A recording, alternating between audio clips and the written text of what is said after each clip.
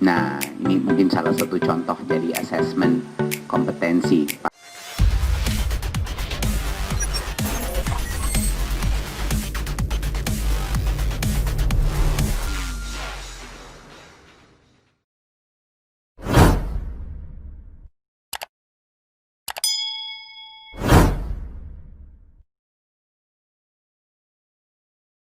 Artinya itu merupakan suatu daya analisa dari suatu konteks informasi, dan murid itu harus melakukan analisa berdasarkan informasi itu.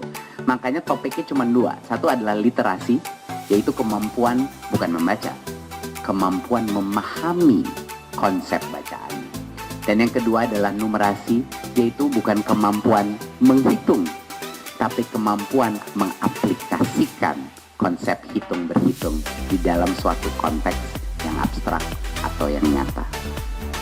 Ya, ngerti perbedaannya ya Bapak Ibu. Ini merupakan suatu fundamental, suatu kompetensi fundamental. Kenapa kita pilih literasi dan numerasi?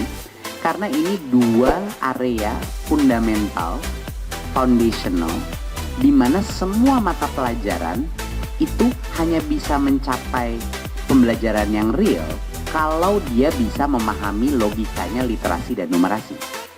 Jadi ini adalah kayak kompetensi inti gitu untuk bisa belajar apapun, untuk bisa belajar fisika, IPS, matematik, bahasa, sastra, sejarah, semua hal, informatika, ya. Jadi ini adalah basisnya.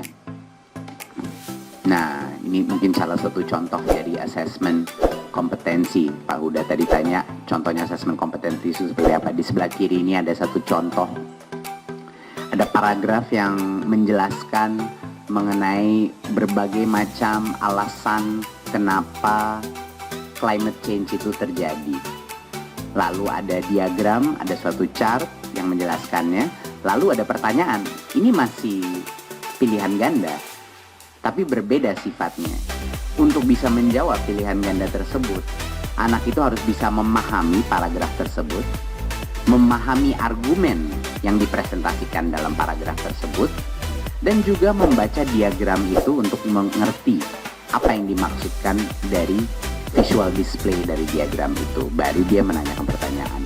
Ini dari PISA Bapak-Bapak dan Ibu yang baru tahun lalu kita ambil, ya.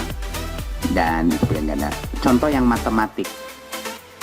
Yang matematik yang digunakan adalah itu dia mengukur menggunakan prinsip-prinsip matematika yang tidak rumit sebenarnya, yang basic, tapi harus diaplikasikan dalam suatu konteks, yaitu di sini adalah tanaman buah apel misalnya yang digambar seperti itu.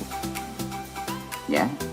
Ini masih standardized tesnya, bisa secara komputer, dan tentunya asesmen kompetensi dan survei karakter kita akan melalui komputer.